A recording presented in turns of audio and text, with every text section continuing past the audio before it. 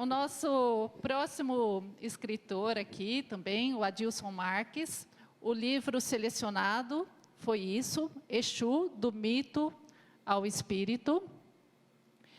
Ele é o 59º livro, gente, assim, fantástico. Quando eu li isso, eu falei assim, como assim, né?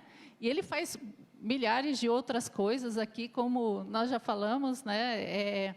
Ninguém chegou aqui e falou, eu sou escritor, né? A gente vai ver que, não, é um monte de coisa e escritor, né? Isso que é fantástico para incentivar aí também quem quiser escrever, né? Que você pode sim, né? Escrever, né? E ter outras atividades na sua vida. Então, ele é autor do livro e é o professor Adilson Marques, paulistano, residente em São Carlos desde 1998. É autor de 59 livros, agora já até passou, né? Eu estou aqui atrasada na leitura, mas tem mais de 59 livros, abordando temas espiritualistas, envelhecimento e livros infanto-juvenis. Ele é licenciado em Geografia, com mestrado em Educação Ambiental, doutorado em Antropologia das Organizações e pós-doutorado em Educação Popular e Saúde. É educador na FESC desde 2003, atuando na área temática de cultura e memória. Recebeu 3 menções honrosas da Câmara Municipal de São Carlos, pelo projeto Meditações Integrativas, em 2015, pela organização do livro Ação Cultural na Terceira Idade, 2017, e pelo projeto Educação Popular, Imaginário e Mobilidade Urbana, em 2018.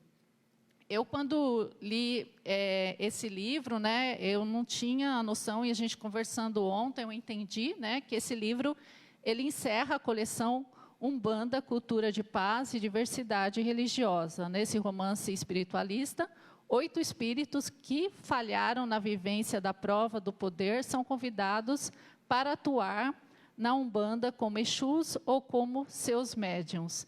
Eu me interessei muito pela essa leitura, nós conversamos, né? Eu sou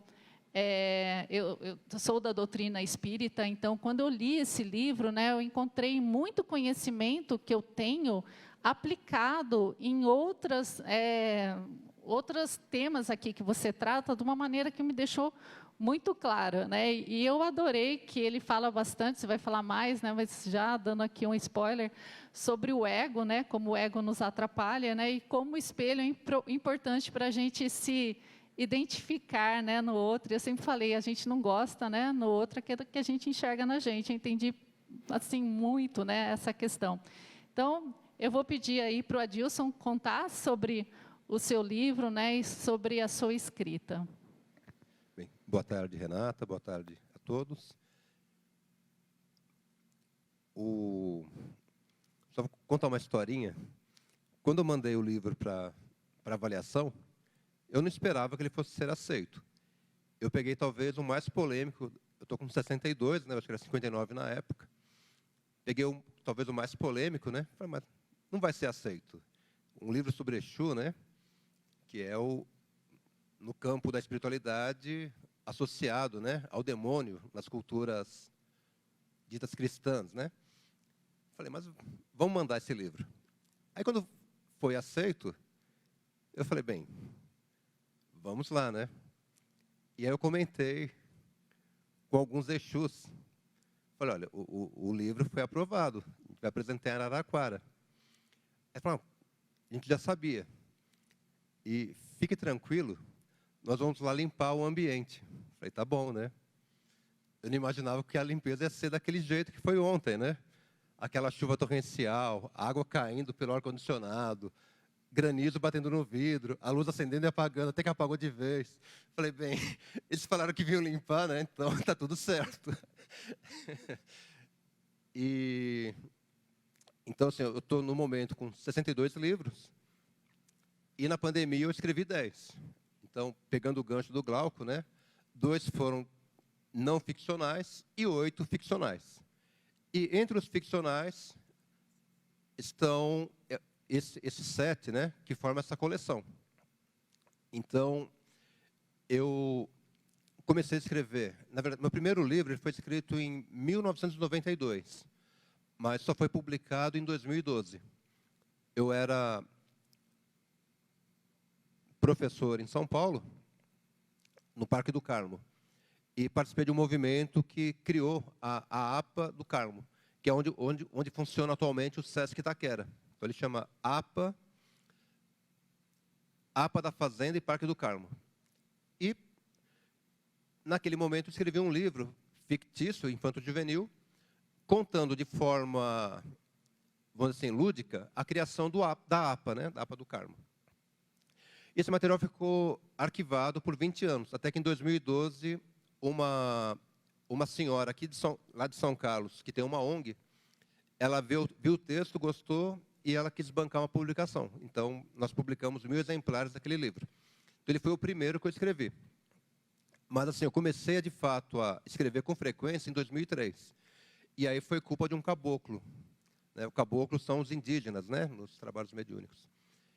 E veio um caboclo chamado Folha Verde, e ele falou assim, olha, no jeitão dele, né? Está na hora do filho parar de fazer falador e fazer escrevedor. Falei, tá, como é isso, né? Então, era parar de fazer palestra, de bater papo e começar a escrever. E de 2003 para cá, foram aí 60 e tantos livros. E uma coisa interessante, né? A gente fez o bate-papo ontem sobre o tempo. O tempo, a temporalidade, aparece muito no meu trabalho. E é uma visão do tempo que, ao mesmo tempo que ela parece longe, distante, ela está no nosso cotidiano. Então, se nós pensarmos, por exemplo, na alternância entre o dia e noite, a vigília e o sono, a gente vai entender um pouquinho essa dinâmica. Então, se nós pegarmos, vamos dizer, numa outra escala, né, a vigília, e nós pensarmos que no estado de vigília, você vivencia um tempo linear, você tem uma identidade, uma série de fatos que acontecem, uma identidade ali que você vivencia. E quando você dorme, entra num outro estado vivencial, você começa a entrar num tempo diferente, que parece que não tem presente, passado e futuro. É uma confusão. E quando você volta no dia seguinte, novamente ao estado de vigília, você, opa, finalmente, né? Que bom sair daquele turbilhão e voltei para essa vida linear, né? Com presente, passado e futuro mais determinados, né? Só que se você estender e pensar que o estado de vigília pode ser marcado por um ciclo de nascimento e morte, e após a morte você entraria no estado do sono, vivendo um mundo onde não teria essa temporalidade, só que depois de um certo tempo você volta ao estado de vigília, né? Você conseguiria entender um pouco essa dinâmica, né, entre essas duas temporalidades, da vigília e do sono. Então, esse tempo aparece praticamente em todos os romances, inclusive no meu último, que vai ser lançado em Berlim em maio, que é uma pessoa que entra em coma. Vi muita semelhança com o que a outra senhora apresentou agora, esqueci o nome dela, desculpa. Que falava da pessoa que bateu a cabeça, né, e entra em contato com os ancestrais. Nesse aqui, a pessoa entra em coma e começa a vivenciar situações num campo de concentração nazista. E quando ele volta do coma, vem aquela interrogação, né? Quer dizer, foi uma experiência, uma mera alucinação? Foi uma experiência transcendental, né? Quer dizer, o que foi aquilo que a pessoa vivenciou? Mas voltando nos Exus, né? Então, passou aquela limpeza, né? Estamos aqui numa situação mais agradável. E por que eu resolvi falar dos Exus e ele encerra a coleção? Inicialmente, eu não tinha previsão que seriam 7 livros. Aí, com o tempo, foi ficando claro que seriam 7 livros. E eu falei, não, os 7 tem que ser os Exus. Não tem como, pela simbologia do número 7, né? Tem que fechar com os Exus. E os Exus, eles têm uma simbologia interessante, que é a que a Renata colocou. É a função espelho. Então, o preto velho, num trabalho mediúnico, ele representa a sabedoria. Então, assim, as posturas ali adotadas são posturas simbólicas. Então, o mesmo médico que vai lá num centro espírita, ele pode ser um preto velho num terreiro de Umbanda. Só que ele muda a postura simbólica. Então, o preto velho, ele representa a sabedoria. Então, com aquela fala calma, ele vai trazer consolo, vai motivar lá o consulente, vai trazer esperança, tal. O caboclo, ele já trabalha a força, né? Então, ele bate no peito, ele faz aqueles cantos indígenas, mas ele traz a força para o consulente, né? A criança é a alegria, é a felicidade, né?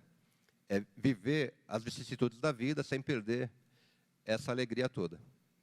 E o Exu é o próprio consulente, é a função espelho.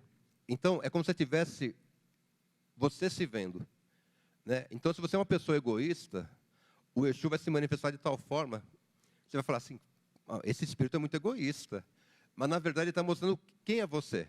Então, é muito interessante a representação dos Exus, né? Vou contar só um caso. Tem um rapaz que, lá em São Carlos, o Glauco conhece, o Faz conhece, eu não vou falar o nome. Ele falou assim para mim, né? Cara, eu fui lá num terreiro, conversei com o Exu, mas que Exu chato. Você não acredita. E falou isso, e falou aquilo, o cara era muito chato. Aí eu falei, olha, você não leu meu livro ainda, né? Eu falei, não, não li. Então, a função do Exu é ser espelho. Ele estava mostrando quem era você. Aí ele falou, cara, faz todo sentido. Eu sou exatamente aquilo que ele estava sendo ali. Então, ele se identificou, né? Então, o Exu cumpriu o papel dele, né? É você se autoconhecer, porque você só vai se autoconhecer quando você se vê através do espelho, né? E o Exu faz esse papel.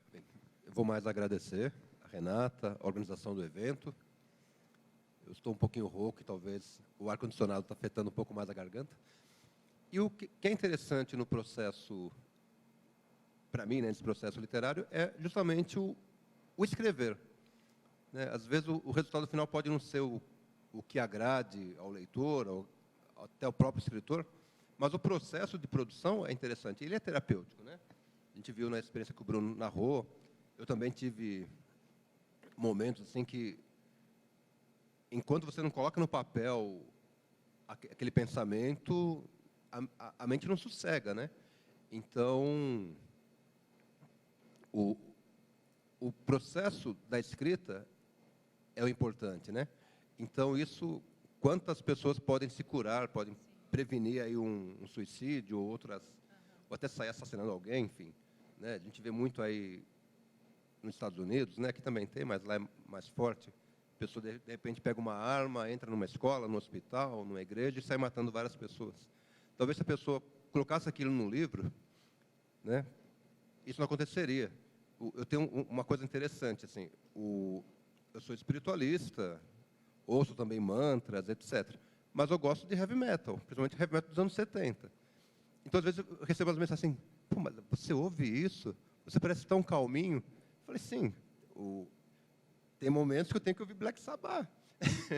Tem momentos que eu vou ouvir um mantra. Mas aquela música vai ser terapêutica naquele momento, né? Isso vai me impedir de sair fazendo bobagem. Então, o ato de escrever tem esse papel. Então, talvez, se mais pessoas escrevessem, nós teríamos uma sociedade menos doente.